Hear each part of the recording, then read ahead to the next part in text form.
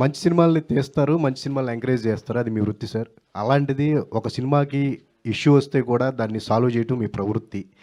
ఇప్పుడు ongoing dispute ఒకటవుతుంది. అవును. Unexpected. ఎవరు ఎంకరేజ్ చేయలేదు. ఏంటి సార్ అది సాల్వ్ చేయడానికి మీ వైపు నుంచి అంటే మీరు కనుక ఇన్వాల్వ్ అయితే అది సాల్వ్ అయిపోతుందని చెప్పేసి అంటారు. వాటెవర్ అందుకని లేట్ అయింది. Yeah. I was doing something Yes, sir. It will get solved.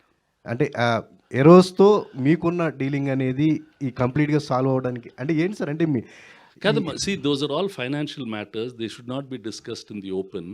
See అన్ఫార్చునేట్గా the business part is going too much to the street.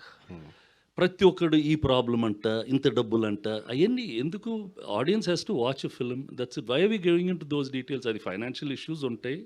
ఇంతకు ముందు కూడా మా ల్యాబులు ఉన్నప్పుడు ఉండేవి. వీటికి కూడా ఉంటాయి. If you plan it earlier it will get sorted out. It will get sorted out. అంటే ఈ రోజుకి అది సాల్వ్ అవుతుందా అని చెప్పి we wish it get sorted.